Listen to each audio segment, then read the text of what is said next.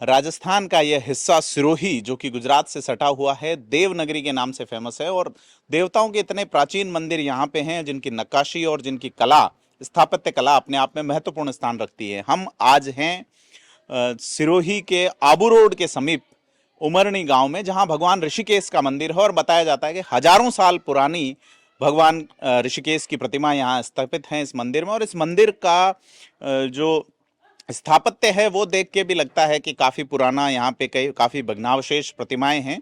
सिरोही देवस्थान बोर्ड के अंतर्गत ये मंदिर आता है, जिसके मुख्य ट्रस्टी पूर्व राज परिवार के नरेश रघुवीर सिंह जी हैं। और यह मंदिर यहाँ पे पांडवकालीन सभ्यता के लिए भी प्रसिद्ध है। यहाँ कई सारी कहानियां हैं इस मंदिर से जुड़ी हुई। और अगर यहाँ पे देखा जाए तो स्थापत्य और वास्तु को लेके भी इस मंदिर की जो क्वालिटी है वो देखते ही बनती है। आपको हम दिखा रहे हैं, इस मंदिर में एक बावड़ी है जहाँ पे काफी सारा जल इकट्ठा रहता है, और कैसी भी अकाल की परिस्थिति हो इस बावड़ी में जल रिक्त नहीं होता। साथ ही सिरोही जिले का ये जो उमरनी गांव में स्थित जो मंदिर है, ये प्राकृतिक परिवेश से सराबोर हैं। यहाँ आसपास चलते हुए झरने आपको दिखेंगे। लोग प्राकृतिक पर्यटन के लिए आते हैं। और जो मंदिर परिसर में यहाँ जो पुजारी जी हैं वो लोगों को ये संदेश देते हैं कि यहाँ पे किसी तरह की जो कचरा फैलाने का और वो नहीं किया जाए, लेकिन लोग फिर भी बाज नहीं आते।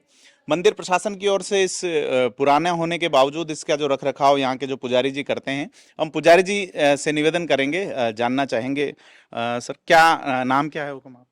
चेतन रावल। चेतन जी, ये जानना चाहेंगे मंदिर के बारे में हमें थोड़ा सा आप बताओ। ये मंदिर बनवाया था राजा अमरीश ने जी राजा अमरीश, ये पूरी नगरी का नाम था अमरावती जी। इस अमरावती नगरी के राजा हुए राजा अमरीश। अब उस टाइम दो नगरियाँ हुआ करती थी, इसको बोलते थे अमरावती, और यहाँ से गुजरात जाते बॉर्डर साइड उस नगरी का नाम था चंद्रावती। चंद्रावती। अब अमरीश राजा ने, इसमें अमरीश राजा की कुलदेवी थी भद्रकाली जी और इष्ट देव थे ऊपर भूतेश्वर महादेव, जो अभी कन्निकेश्वर महादेव नाम से है।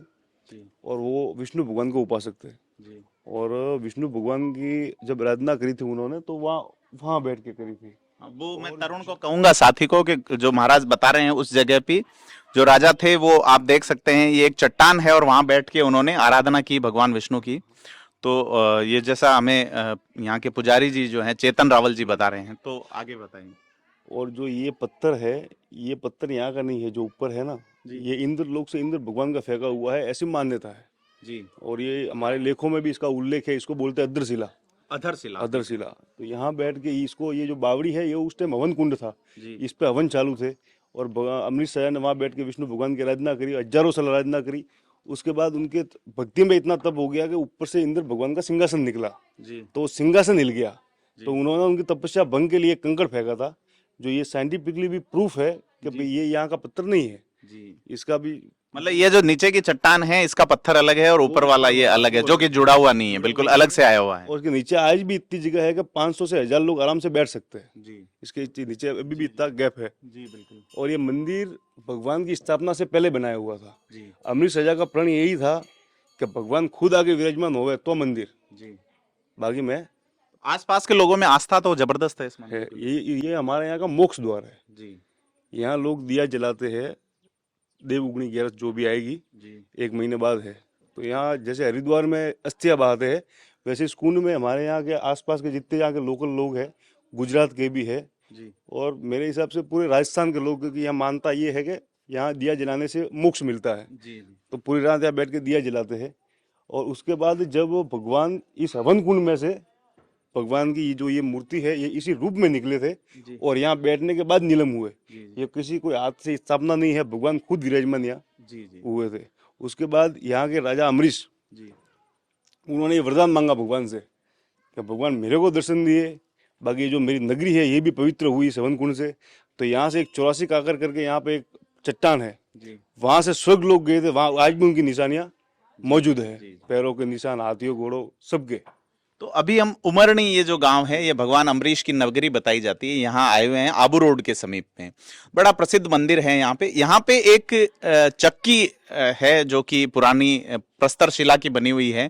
तो उसके बारे में जानना चाहेंगे कि वो चक्की क्या है, ऐसी पहले देखी नहीं गई है और उस पे चलाने के लिए कोई हैंडल भी नहीं है। आप अगर इसका विजुअल देखें चक्की का, तो मैं आपसे जानना चाहूंगा क्या है वो। पांडवों ने अज्ञातवास काटा हुआ है जी, और ये चक्की जो बोलते हैं इसको भीम की चक्की बोलते हैं। जी और जब पांडव यहाँ आए थे तब भी यह मंदिर यथास्थिति यही था, जी ये उनसे पहले का है। जी जब वो यहाँ आए आबूराई में, जब अज्ञातवास काटा, तो पहला जो जहाँ स्थान पकड़ा वो ऋषिकेश था। जी और जो वो चक्की है वो आज भी वो वहीं मौजूद है, जहाँ रखी थी वहीं है। जी।